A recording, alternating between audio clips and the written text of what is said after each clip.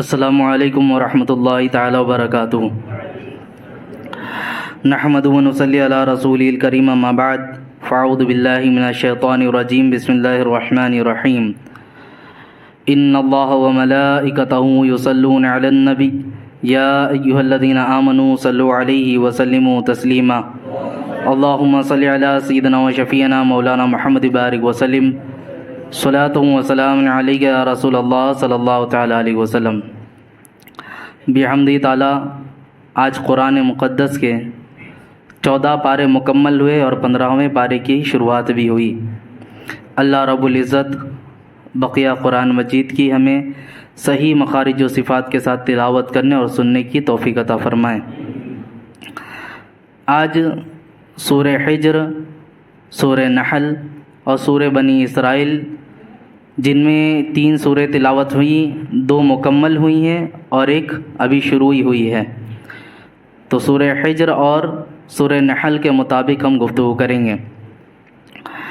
سورہ حجر کا معنی ہوتا ہے پتھر، حجر بھی کہتے ہیں ہم۔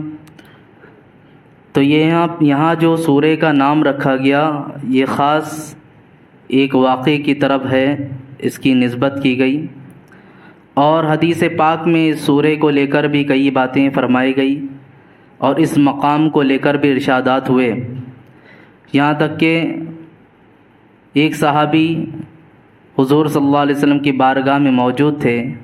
آپ نے ان سے فرمایا کہ جب اصحاب حجر، جہاں اللہ رب العزت کا عذاب نازل ہوا، ان جگہوں پر موجود ہو تو رونے جیسی کیفیت پیدا کرو، اپنے اندر رونے جیسی کیفیت پیدا کرو، اور اگر یہ نہ ہو سکے تو جلد از جلد وہاں سے نکل پڑو، کہیں ایسا نہ ہو کہ اللہ کا عذاب تمہیں بھی آ لے۔ یعنی جن جگہوں پر اللہ رب العزت کے عذابات آئیں، وہاں یہی حکم ہے کہ جلد از جلد وہاں سے گزر جاؤ۔ اب یہ اصحاب حجر جن کا تذکرہ قرآن مجید میں آیا ہے، یہ کیا تھے؟ یہ قوم سمود کے لوگ تھے۔ قوم عاد کے بعد ایک قوم آئی، قوم سمود۔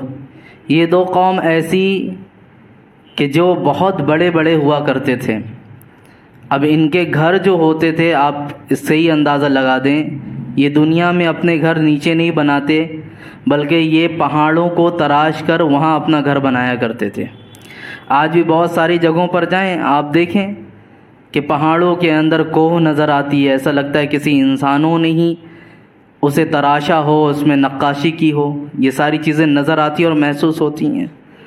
اور بعض جگہ کھدائی جب کی جاتی ہے تو نظر بھی آتے ہیں، بڑے بڑے ہاتھ پیر والی ہڈیاں نکلتی ہیں، کھوپڑیاں نکلتی ہیں، آج بھی کھدائی کے دوران نظر آتی ہیں وہ سب چیزیں۔ تو یہ انہی لوگوں کے بارے میں بتایا، قوم عاد، اور ان کے بعد جو قوم آئی قوم سمود۔ حضرت صالح علیہ السلام ان کے مابین تھے۔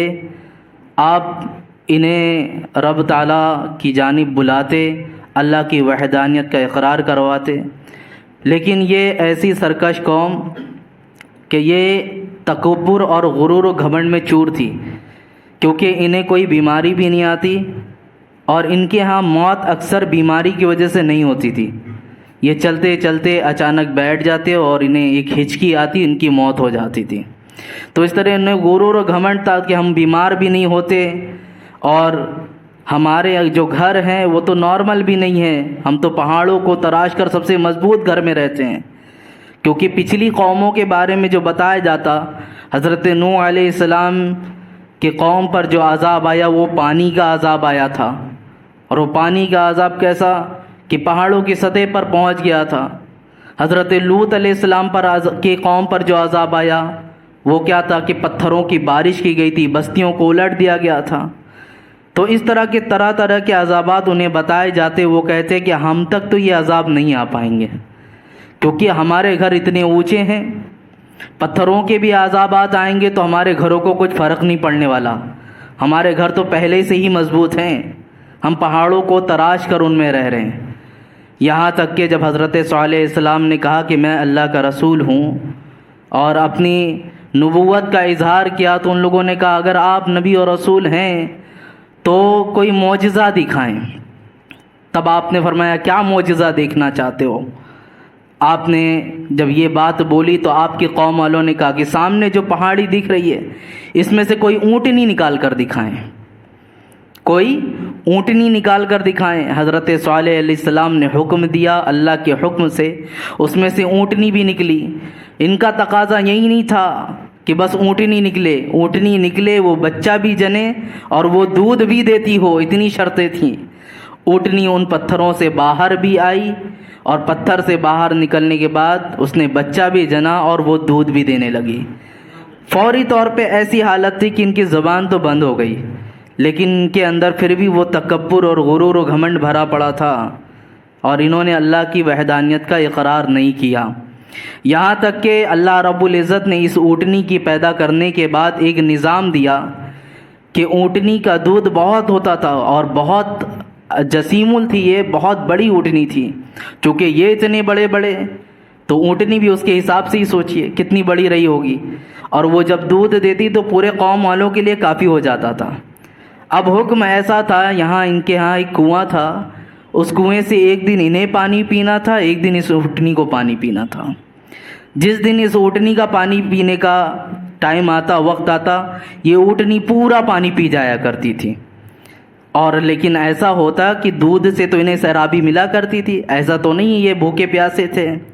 دودھ کا کام ایسا ہوتا ہے جس سے بھوک بھی مٹتی ہے، پیاس بھی مٹتی ہے، دونوں کام کے لیے استعمال ہوتا ہے۔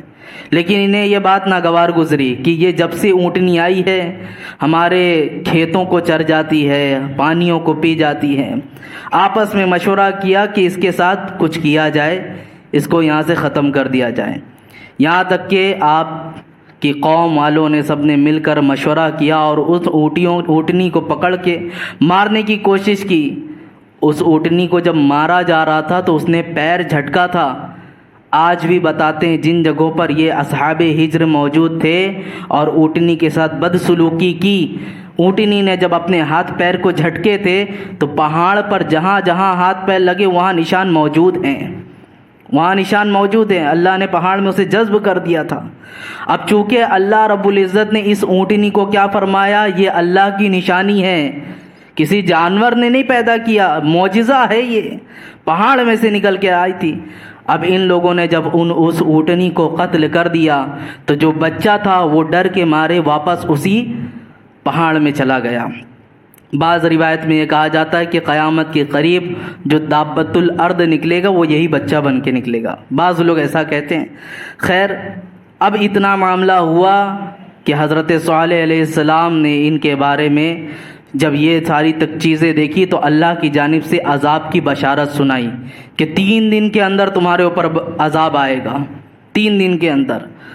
اب ان لوگوں نے کہا کہ عذاب آئے گا تو دیکھیں گے ہمارا کیا بگاڑ لے گا، ہم تو اتنے مضبوط گھر میں رہتے ہیں، ہمارا کچھ نہیں ہو سکتا۔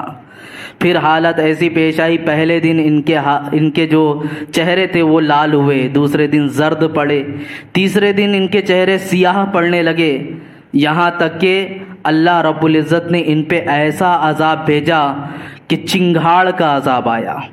آواز بہت سخت تیز آواز آئی، اور جب یہ آواز ان کے کانوں میں پہلے دھیرے دھیرے پہنچتی رہی، یہ غور سے سننے لگے تو آواز تیز ہوئی، یہاں تک کہ ان کی کھوپڑیاں دگ رہی تھیں، یہ ایک دوسرے کو دیکھ رہے تھے، ان کے دماغ پھٹنے شروع ہو گئے اور یہ وہیں پر غش کھا کے گر گر کے سب مرتے چلے گئے۔ قرآن مجید ان کے بارے میں کہتا ہے کہ یہ جب یہ سوچ رہے تھے، بے خوف ہو گئے کہ پہاڑوں میں ہم رہتے ہیں، ہمارا عذاب کیا بگاڑ لے گا، اللہ رب العزت نے ان پر چنگھاڑ کا عذاب بھیجا۔ جب یہ چنگھاڑ کا عذاب آیا، بہت سارے لوگ ہوتے ہیں جو تکبر میں ملیا میٹ ہو چکے ہوتے ہیں کہ ہمارا کیا بگاڑ پائے گا کوئی، ہم تو پیسوں میں بھی ہیں، ہم تو ہر اعتبار سے شان و شوکت والے ہیں، اور آج کا دور بھی یہی ہے، پیسہ پھینکو تماشا دیکھو، چاہے جس فیلڈ میں ہو، جس جگہ جانا ہے، اپنا لوہا منوانا ہے، پیسہ ہونا چاہیے، جس کو پیسہ دیا جائے وہ آپ کی بولی بولنا شروع کرتا ہے۔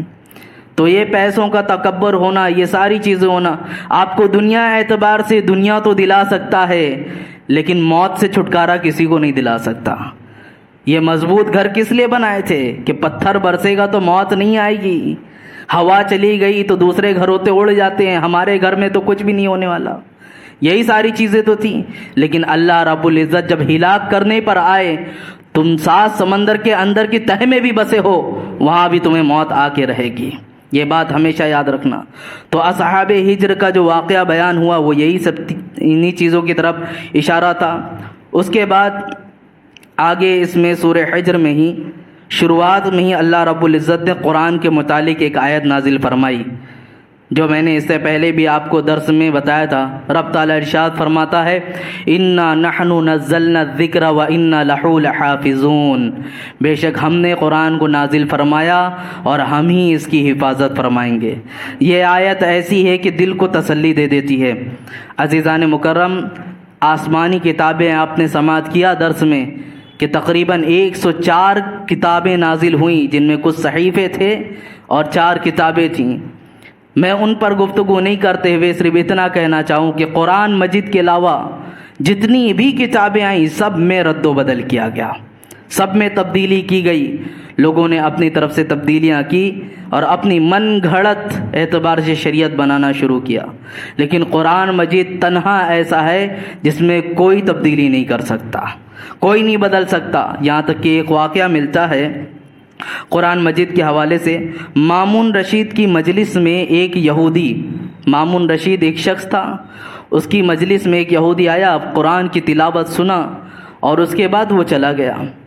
اس نے 3 کتابیں 3 جلد پہلے توریت کی اپنی ہاتھوں سے لکھی اور توریت میں خوب رد و بدل کیا اور لے جا کر جو توریت کے پادری تھے، پڑھنے والے لوگ تھے، ان کو لے آ کے دکھایا. ان لوگوں نے جب ان کتاب کو دیکھا، پسند کیا اور اسے خرید لیا. پھر اگلے دن کچھ دنوں کے بعد اس کا دستور ایسا تھا، اس نے انجیل لیا، انجیل کی کئی کتب کی مجلد بنائی، جلد بنائی، تقریباً 3 جلد بنا کر اس کو بھی اس نے پیش کیا. اب انجیل کے جو عالم تھے ان کے پاس پیش کیا، اس کے ماننے والے جو تھے انہوں نے بھی مطالعہ کیا اور مطالعہ کرنے کے بعد پسند کیا اور اسے قبول کر لیا. پھر یہ کہتا ہے یہودی کہ آخر میں نے قرآن مجید لیا اور اس میں بھی بہت ساری تبدیلیاں کی. تبدیلی کرنے کے بعد اب میں جو قرآن حافظ تھا، قرآن کے جو عالم تھے، ان کے پاس قرآن مجید کو پیش کیا، اپنا بنایا ہوا، تبدیلی کیا ہوا. اس نے لیا اور لے کر جب مطالعہ کیا اس نے اسے اسی وقت واپس کر دیا، مجھے دے دیا. جب اس نے مجھے ان چیزوں کو واپس کیا تو مجھے یقین ہو گیا کہ یہ اللہ رب العزت کا وہ کلام ہے جس میں کوئی تبدیلی نہیں کر سکتا. یہ اللہ رب العزت کا وہ کلام ہے جس میں کوئی تبدیلی نہیں کر سکتا، اور وہ مسلمان ہو گیا.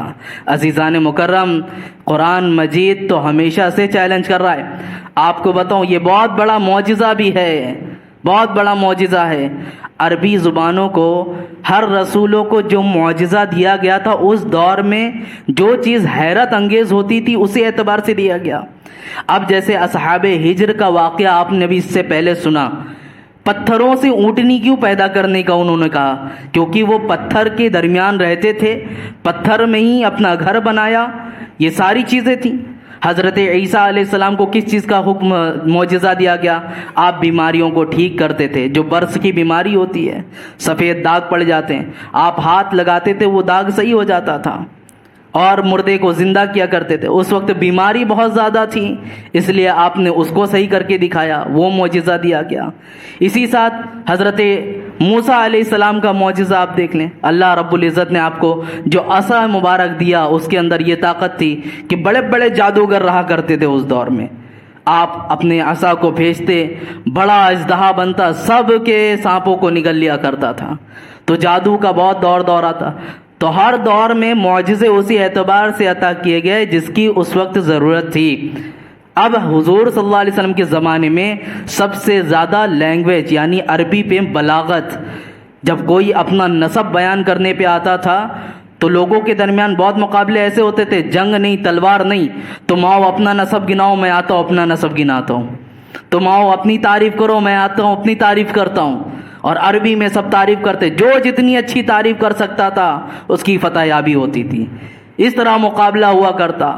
اب اللہ رب العزت نے جو قرآن مجید نازل فرمایا یہ کوئی دنیاوی کلام نہیں بلکہ اس کا حرف حرف بلاغت سے بھرا ہوا ہے. دنیا کی کوئی زبان بھی لے لیں، کوئی بھی کتنا بڑا بھی ادیب کیوں نہ ہو، اگر وہ اپنی کتاب لکھتا ہے تو اس کے اندر کوئی نہ کوئی ایسا لفظ مل جاتا ہے جو عام طور پہ کوئی نہ کوئی استعمال کر رہا ہوتا ہے، اس طرح ہوتا ہے۔ لیکن قرآن میں کوئی ایک ایسا لفظ نہیں دکھا سکتے ہیں جو وہ قرآن میں بلاغت سے گرا ہوا ہو۔ تو یہ قرآن کی عظمت۔ دوسری چیز آپ کو میں بتاؤں کہ قرآن مجید میں جو اللہ رب العزت نے ارشادات فرمائے، ساری چیزیں فرمائی، اس کے چیلنجز تو قیامت تک ہیں کہ ہے کوئی تو لا کر دکھائے۔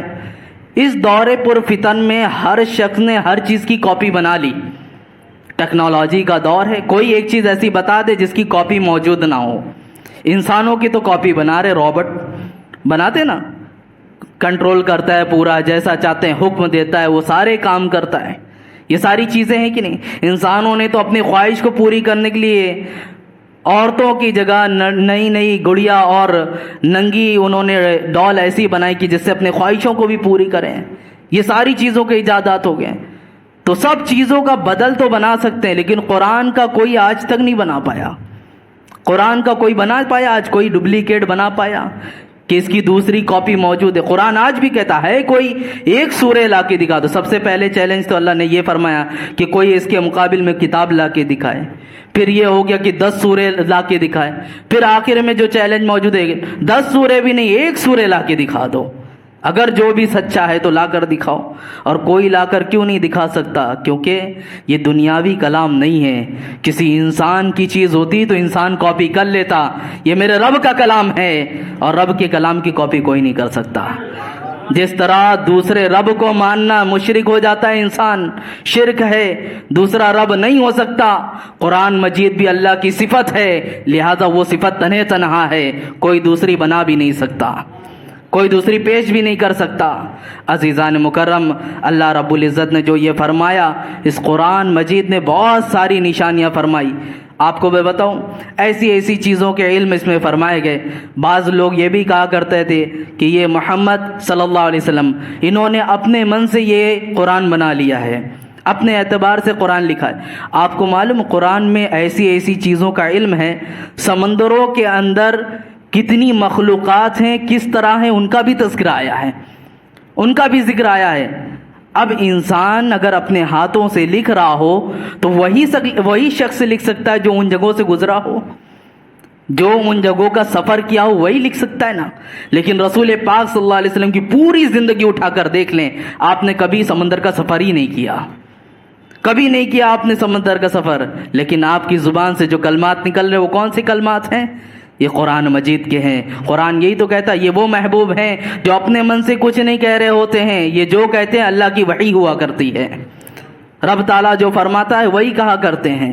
تو یہ قرآن کی ایک عظمت بھی یہاں پہ بیان کی گئی، اور دنیا اپنی ایڑی سے چوٹی تک کی زور لگا لے، بہت بدلنے کی کوشش کرے، لیکن جس کی حفاظت کا ذمہ اللہ تعالیٰ نے لے لیا ہو، اور اتنی تاکید کے ساتھ میں بار بار کہتا ہوں، رہتی دنیا تک دیکھے گی قرآن کے صفحات، آیات کیا اس کے ایک حرف بھی نہ بدلنے پائیں گے، اس کے ایک حرف بھی نہ بدلنے پائیں گے، کیونکہ قرآن مجید نے اللہ تعالیٰ نے اس طرح وعدہ فرمایا، اِنَّا نَحْنُ نَزَّلْنَا الذِّكْرَ وَإِنَّا لَهُ لَحَافِظُونَ، بے شک ہم نے، ہم نے ہی قرآن کو نازل فرمایا اور ہم ہی اس کی حفاظت فرمائیں گے۔ یہ رب تعالیٰ قرآن مجید میں ارشاد فرماتا ہے۔ تو یہ قرآن کی عظمت کے حوالے سے آج ہم نے جو تلاوت سماعت کی وہ بھی بیان کیا گیا۔ اسی ساتھ میں یہاں پر کچھ آیتیں، شہد کی مکھی سورہ نحل میں، اور کچھ چیزیں گستاخی جنہوں نے کی اس کے حوالے سے بھی رب تعالیٰ نے ارشاد فرمایا، کچھ گستاخ ہوئے جنہوں نے حضور صلی اللہ علیہ وسلم کو برا بھلا کہا۔ ایک بات ہمیشہ یاد رکھنا، حضور صلی اللہ علیہ وسلم کے اندر عفو درگزر کا جو مادہ ہے وہ سب سے زیادہ پایا گیا۔ تکلیف بہتوں نے دی، یہاں تک کہ فتح مکہ کا جب وقت آئے گا تو آپ سماعت کریں گے، ہزاروں کی تعداد میں لوگ قید تھے، لیکن حضور صلی اللہ علیہ وسلم نے سب کو معاف کر دیا تھا، آپ نے ان کو سزا نہیں دی۔ حالانکہ اگر تفتیش سے آپ دیکھیں اس میں تو ایسے ایسے لوگ موجود ہیں جو آپ کی بیٹی کو بھی تکلیف پہنچائے ہوئے ہیں، آپ کے اصحاب کو بھی تکلیف پہنچائے ہوئے ہیں، سب کو وہ ایذا دیے ہوئے تھے، لیکن رسول اللہ صلی اللہ علیہ وسلم نے سب کو معاف فرمایا۔ تو تو یہ عفو درگزر کا جو مادہ ہے وہ رسول پاک میں سب سے زیادہ ہے. لیکن بعض مواقع پہ ایسا بھی نظر آیا کہ حضور صلی اللہ علیہ وسلم نے کچھ لوگوں کے لیے بد دعا بھی کی ہے. اب ان میں کون لوگ ہیں؟ تکلیف پہنچانے والے دو طرح کے لوگ ہیں. ایک یہ ہے کہ جسمانی اعتبار سے صحابہ کرام کو اس طرح تکلیف پہنچائے، اور ایک یہ ہے جو لوگ اپنی زبان سے گستاخیاں کرتے ہیں، حضور صلی اللہ علیہ وسلم کو برا بولتے ہیں. جن لوگوں نے بھی گستاخی کی، اللہ رب العزت ان کے بارے میں کیا کہتا ہے آپ سنیں. اللہ تعالیٰ ارشاد فرماتا ہے انا کفیناک المستہزئین الذین یجعلون مع اللہ الہا آخر فسوف یعلمون. بے شک ان ہنسنے والوں کے مقابل میں ہم تمہیں کافی ہوں گے جو اللہ کے ساتھ دوسرے معبود ٹھہراتے ہیں تو ان قریب جان جائیں گے. یعنی یہ آیت جن کے بارے میں نازل ہوئی وہ فرمایا جاتا ہے کہ تقریباً یہ 5 لوگ تھے جن کے بارے میں یہ آیت کریمہ نازل ہوئی ہے. یہ کفار قریش نام کے تو اپنے آپ کو مسلمان بھی کہتے تھے، لیکن انہوں نے اسلام قبول نہیں کیا، بظاہر سب کے سامنے ویسے ہی بنے تھے. حضور صلی اللہ علیہ وسلم کی شان میں بڑی گستاخیاں کرتے تھے، بہت برا بھلا بولتے. یہاں تک کہ یہ 5 اشخاص کون تھے؟ عاص بن وائل سہمی، اسود بن مطلب، اسود بن عبد یغوث، حارث بن قیس، اور ان سب کا افسر ولید بن مغیرہ مخزومی. یہ 5 لوگ تھے. حضور صلی اللہ علیہ وسلم مسجد حرام میں موجود ہیں یا حرم کعبہ میں تھے آپ.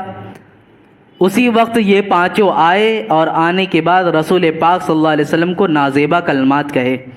حضور صلی اللہ علیہ وسلم نے جب ان چیزوں کو سنا تو سننے کے بعد پھر آپ کی ایسی کیفیت طاری ہوئی، اللہ اللہ، یہ تب بول کر وہاں سے طواف کعبہ میں مشغول ہو گئے. حضور صلی اللہ علیہ وسلم کے پاس حضرت جبریل امین موجود تھے. جب یہ 5 نے گستاخی کی تو حضرت جبریل امین نے ان سے پوچھا ان 5 کے بارے میں آپ کا کیا خیال ہے؟ حضور صلی اللہ علیہ وسلم نے فرمایا یہ 5 بہت برے لوگ ہیں. کیا فرمایا؟ یہ 5 بہت برے لوگ ہیں. اللہ رب العزت نے کیا فرمایا کہ جن لوگوں نے آپ کے ساتھ استہزاء کیا، ہنسنے کی کوشش کی آپ کے اوپر، ہم انہیں کافی ہو جائیں گے. اب یہ جو کافی کا لفظ فرمایا، حضرت جبریل امین وہی دلاسا دے رہے ہیں کہ اے محبوب آپ پریشان مت ہو، اللہ انہیں کافی ہو جائے گا. ہوا ایسا ہی ان 5 کے ساتھ کہ جو ان سب کا افسر تھا ولید بن مغیرہ مخزومی، اس کے ساتھ ایسا ہوا جب وہاں سے گزرنے لگا حضرت جبریل امین نے اس کے پیروں کی طرف، اس کی پنڈلی کی طرف دیکھ کر کہا کہ اس کے لیے یہ کافی ہو گیا. پھر دوسرا شخص گزرا، اس کے پیروں کی طرف دیکھا. تیسرا شخص گزرا، اس کی آنکھوں کی طرف، اور ان میں سے ایک شخص تھا جس کے بارے میں فرمایا گیا کہ اسود بن مطلب، حضور صلی اللہ علیہ وسلم نے اس کے بارے میں تو بد دعا کر بھی دی تھی، اللہ اسے تو اندھا فرما دے، یہ آپ کی زبان مبارک سے نکل بھی گیا تھا. پھر چوتھا شخص جب گزرا تو اس کے بارے میں یہ ہوا کہ یہ پیٹ کی مرض سے ہلاک ہو جائے.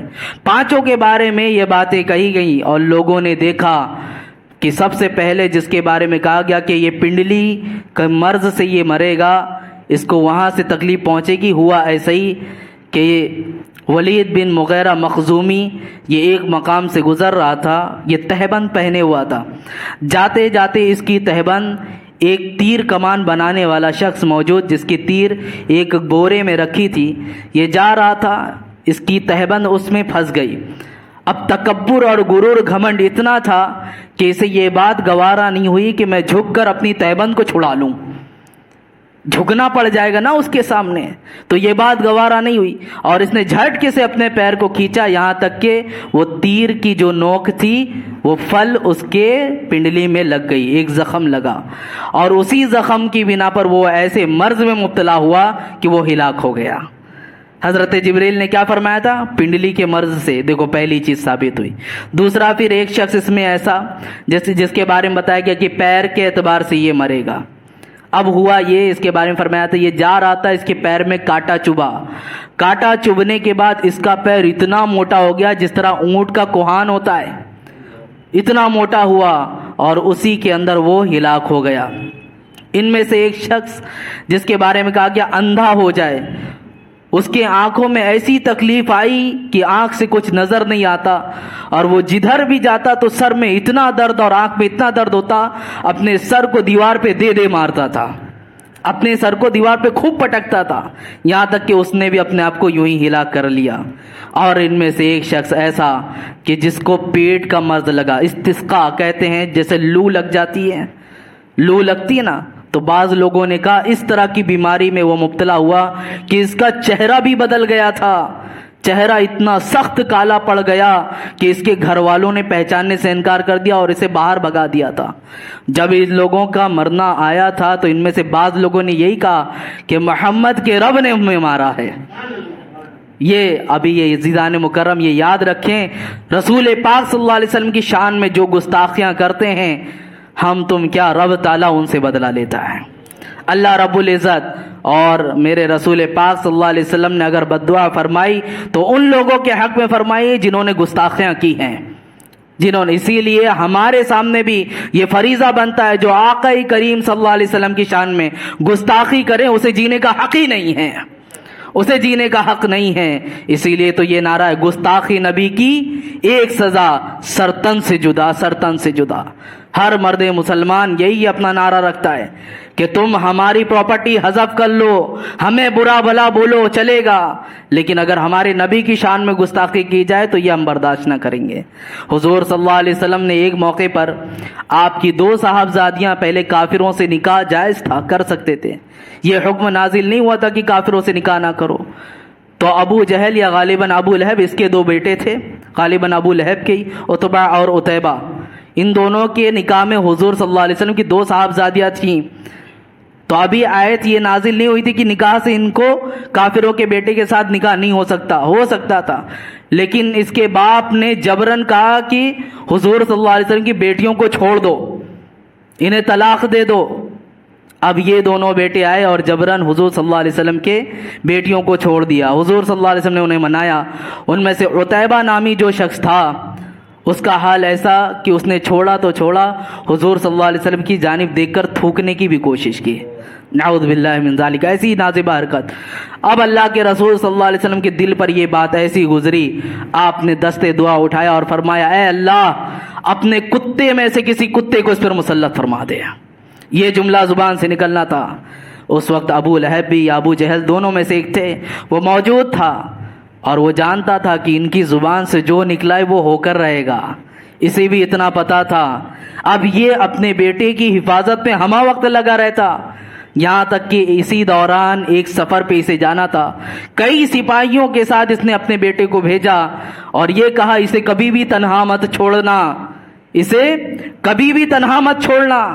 یہ سفر کے دوران ایک جگہ جنگل پار کر کے جنگل کے باہر پڑاؤ کیا ان لوگوں نے، بیچوں بیچ میں اس کا جو بیٹا تھا عتیبہ وہ لیٹا، چاروں طرف سپاہی گھیر کر لیٹے ہوئے تھے، رات کا سناٹا طاری ہوا، سب کا سونا تھا۔ اتنے میں کیا ہوتا ہے، ایک شیر جنگل کی طرف سے آیا، پیچھے آگے سارے طرف تو سپاہی ہیں، شیر کو اگر اپنی بھوک مٹانی ہوتی تو کس کو بھی کھا سکتا تھا، لیکن وہ آیا اور سب کے منہ کو سونگھتا رہا، یہاں تک کہ عتیبہ کے پاس پہنچا اور اسے چیڑ پھاڑ کر برابر کر دیا، اسی وقت اسے ہلاک کر دیا۔ پتہ کیا چلا، اللہ کے جو کتے ہوتے وہ دنیاوی کتے نہیں، شیر ہوا کرتے ہیں۔ اللہ رب العزت نے وہ طاقت دی، اور یہ زبان سے کس کے نکلا تھا، ہمارے نبی پاک صلی اللہ علیہ وسلم کے۔ تو عزیزان مکرم، جن جن لوگوں نے رسول پاک صلی اللہ علیہ وسلم کی گستاخی کی، اللہ رب العزت نے ان کا جواب دیا ہے، یہ قرآن ہمیں مزاج دیتا ہے۔ لہٰذا جب اللہ جواب دے رہا ہو رسول پاک صلی اللہ علیہ وسلم کی شان میں گستاخی کرنے والوں کی، تو ہم تو امتی ٹھہرتے ہیں، ہمارے اوپر تو فرض عین ہے جب جب گستاخی کی جائے ہماری آواز بلند ہونا چاہیے، اور ہمارے سامنے وہ شخص موجود آ جائے تو ہمیں یہ فکر نہیں کرنا کہ ہماری جان سلامت ہے کہ نہیں، یہ آدمی سلامت نہیں رہنا چاہیے جو رسول پاک صلی اللہ علیہ وسلم کی شان میں گستاخی کر رہا ہو۔ یہ ہمارا ہمیشہ مطمع نظر اور ہماری زندگی کا مقصد ہونا چاہیے۔ جس نے اپنی زندگی کا یہ مقصد بنا لیا، یقین مانے اس کی زندگی کامیاب ہو گئی، اس کی زندگی کامیاب ہو جائے گی۔ تو سورہ حجر میں یہ بھی آپ نے تلاوت فرمائی کہ اللہ رب العزت نے کس طرح رسول پاک صلی اللہ علیہ وسلم کو تسلی بھی دی، اور جن لوگوں نے گناہ کیا تھا، گستاخی کی تھی، ان کو عذابات میں مبتلا بھی کیا گیا۔ آگے کی آیتیں سورہ نحل کے اعتبار سے ہیں، میں زیادہ لمبی گفتگو نہیں کروں گا، چند چیزیں اور آپ کے سامنے بیان کرتا ہوں۔ سورہ نحل میں اللہ رب العزت کی ایسی نشانیاں بیان کی گئیں، ان قدرت کو بیان کیا گیا کہ جن کو دیکھ کر رب تعالیٰ کی ربوبیت اور وحدانیت کا اقرار ہوتا ہے۔ جیسا کہ اللہ رب العزت قرآن مجید میں ارشاد فرماتا ہے وَسَخَّرَ لَكُمُ اللَّيْلَ وَالنَّهَارَ وَالشَّمْسَ وَالْقَمَرَ وَالنُّجُومَ مُسَخَّرَاتٍ بِأَمْرِهِ إِنَّ فِي ذَلِكَ لَآيَاتٍ لِقَوْمٍ يَعْقِلُونَ، اور اس نے تمہارے لیے رات اور دن اور سورج اور چاند کو کام میں لگا دیا، اور ستارے بھی اسی کے حکم کے پابند ہیں، بے شک اس میں جو عقل مندوں کے لیے نشانی ہیں۔ یہ جو سورج کا نکلنا ہے، چاند کا طلوع ہونا ہے، یہ ساری چیزیں، تاروں کا جگمگانا ہے، یہ سب چیزیں کس کے لیے بنائی گئیں؟ عقل مند انسان ہوگا تو جان جائے گا کہ زوال جس کو آ جائے وہ خدا ہو ہی نہیں سکتا، جن کو زوال آ جائے۔ جو لوگ ایسی چیزوں کو اپنا معبود بناتے ہیں تو معبود بنانے والا خود بھی کچھ دن نظر آئے، کبھی دکھے کبھی نہ دکھے، ایسا کیسے ہو سکتا ہے؟ جس نے پیدا کیا ہے وہ ہمیشہ سے اور ہمیشہ رہے گا، یہ ہمیشہ جاننا چاہیے۔ زوال ہمارے معبود کو آ ہی نہیں سکتا، یہی تو ہمارا عقیدہ ہے۔ اب اللہ رب العزت نے جو نظام بنائے، یہ کس کے لیے نظام بنایا؟ سورج کی حیت، اس کی حالت کتنی بڑی ہے، لیکن ان سے بھی افضل اللہ نے ہم کو بنایا ہے۔ اشرف المخلوقات یہ لفظ ہمیں دیا گیا، لقد کرمنا بنی آدم، ہم نے آدم کی اولاد پر تاج کرامت رکھا ہے۔ اللہ رب العزت فرماتا ہے کہ ہمارے سر پہ تاج کرامت، ہمیں معزز بنایا گیا۔ جب تمام چیزوں کو ہمارے لیے مسخر کیا جائے تو اب یہاں پہ میں ان لوگوں کو کہنا چاہوں گا جو لوگ اپنی عزت اور عظمت کو گھٹاتے ہیں، جن کا معاملہ ایسا ہے۔ اللہ نے ہمیں اشرف المخلوقات بنایا، ان جانوروں کو تمہارے، جب چاند ستارے جہاں تمہاری رسائی نہیں ہے ان کو تمہارے لیے مسخر کیا ہے، تو دنیا میں جو چیزیں سامنے نظر آتی ہیں، یہ جانور نظر آتے ہیں جن کو حلال کیا گیا، یقینی یہ ہمارے لیے ہیں کہ نہیں ہے؟ یقینی طور پر یہ ہمارے لیے ہے کہ نہیں ہے؟ اب ان میں سے کوئی اپنی عزت کو گھٹا کر جانور کا بیٹا بننے کی کوشش کرے تو یہ اس کی خام خیالی ہے۔ ہماری عزت تو ایسی کہ ہم انسان کی اولاد ہیں، ہم آدم کی اولاد ہیں، یہ یقین ہے کہ نہیں ہمارا؟ ہم آدم کی اولاد ہیں، لیکن کوئی کہے نہیں ہم گائے کے بیٹے ہیں، اور گائے کا بیٹا بولنے میں تو فخر ہوتا ہے، لیکن جانور کے بیٹے کہے کہ اگر پکار دو تو بڑا برا لگے گا، بہت آرزی آئے گی۔ عزیزان مکرم، ذرا اپنے مزاج کو بدلیں اور دیکھیں اللہ رب العزت کا احسان ہے کہ اللہ رب العزت نے اتنی بڑی دنیا میں ہمیں پیدا فرمایا، اور ان لوگوں میں پیدا فرمایا جو مسلمان ہیں، محض مسلمان ہی نہیں، جو سنی صحیح العقیدہ ان کے گھر میں پیدا فرمایا۔ یہ ہم پر کروڑا احسان ہے رب تعالیٰ کا، اور ان نعمتوں کا جتنا شکر بجا لائیں اتنا کم ہے۔ آپ ذرا ایک لمحے کے لیے سوچیں، اگر ہماری پیدائش کسی نان مسلم کے یہاں ہوتی تو ہم کہاں ہوتے؟ آج ہم بھی رب سے بغاوت کر رہے ہوتے، گستاخیوں کا عالم ہو رہا ہوتا۔ یہ ہمیں تحفے میں ملا ہے کہ ہم مسلمان کے گھر میں پیدا ہوئے ہیں، تو اس کی قدر کرو، باوجود اس کے مسلمان نافرمانیوں میں مبتلا رہے، اللہ کے رسول صلی اللہ علیہ وسلم کے حکم کی پیروی نہ کرے، تو یہ ہماری کم نصیبی نہیں ہے تو اور کیا ہے؟ مسلمانوں، اللہ رب العزت نے ہم پر یہ فضل فرمایا، اگر مسلمان کے گھر میں ہی پیدا ہوتے تو آج مسلمان میں کتنے فرقے بنے ہوئے ہیں۔ کبھی شیعوں کے گھر میں پیدا ہو جاتا، قادیانی کے گھر میں پیدا ہو جاتا، جو یہ سارے بہت سارے لوگ ہیں کہ جن کا نام تو مسلمانوں میں گنا جاتا ہے، لیکن ہم بھی جانتے ہیں کہ ان کے عقائد باطلہ ہیں، یہ سب کے عقائد باطل ہیں۔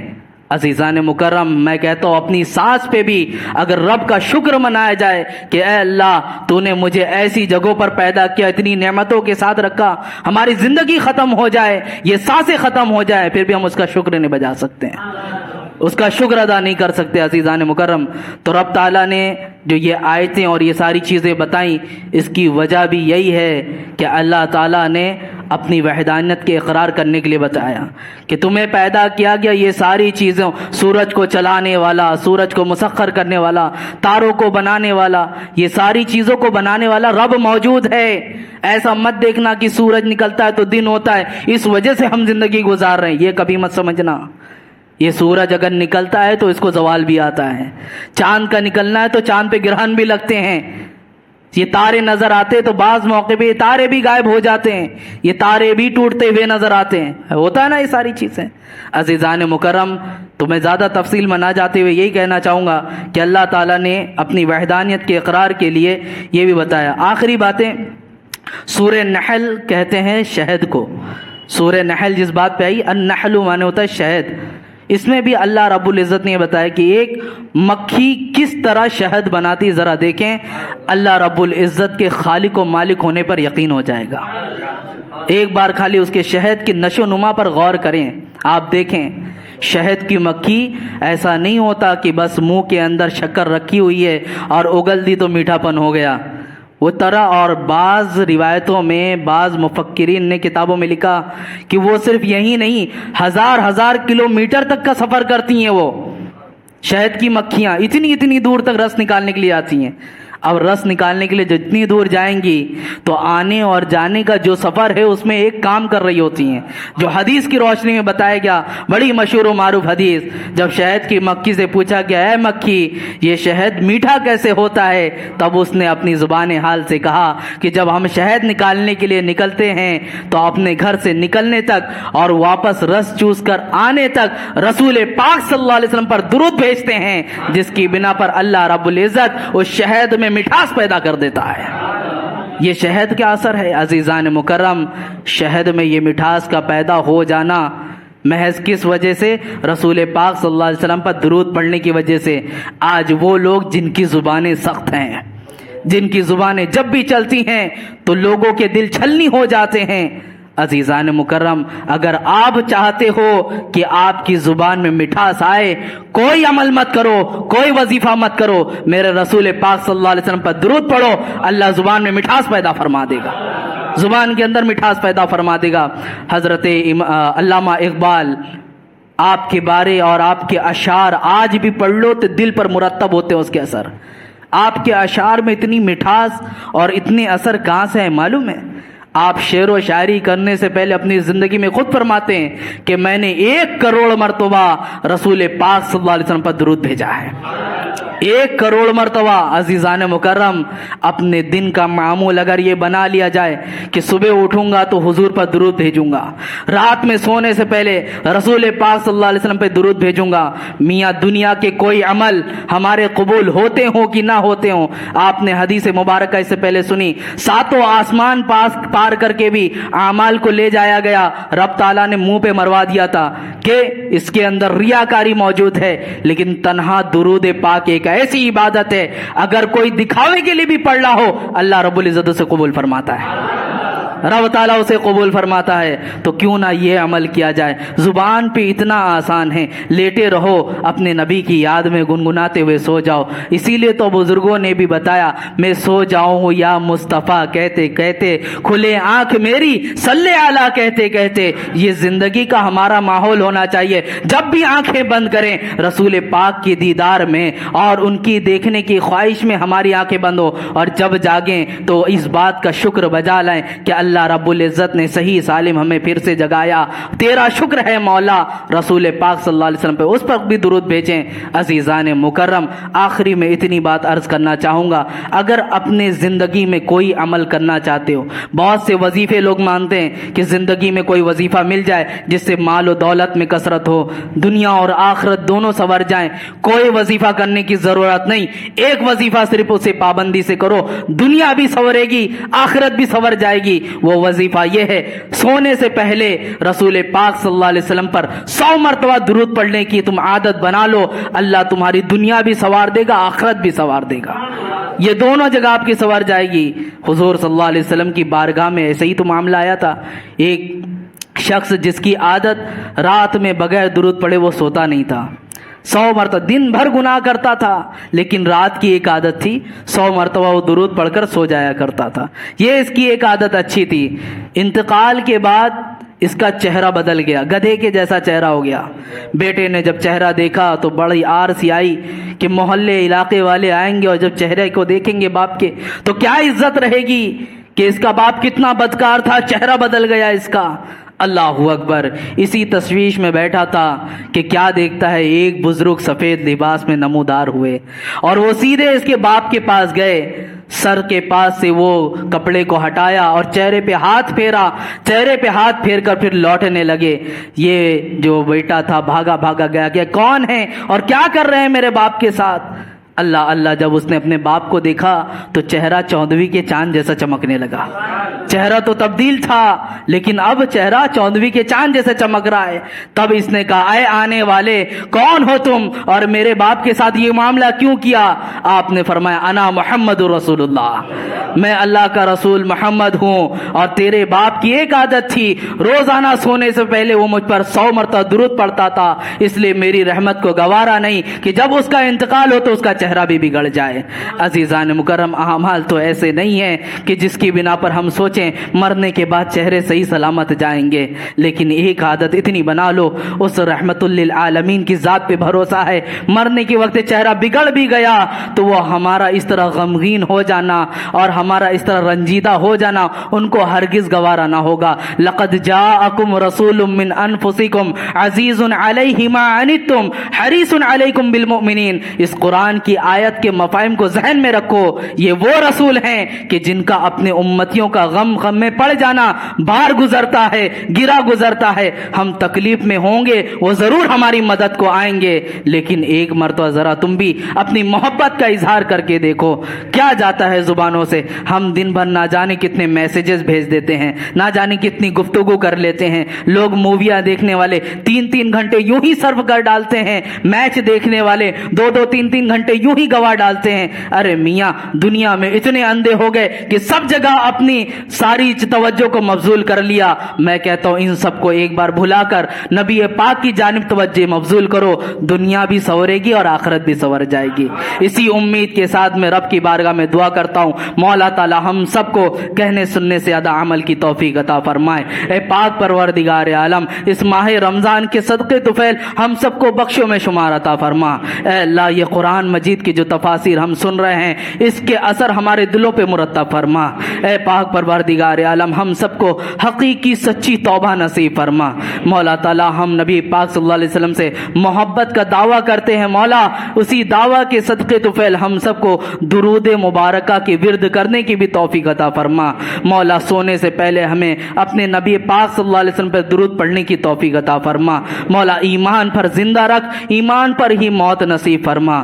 مولا یہاں جتنے لوگ بیٹھے ہیں نبی پاک کے صدقے طفیل سب کو بخشوں میں شمار عطا فرما.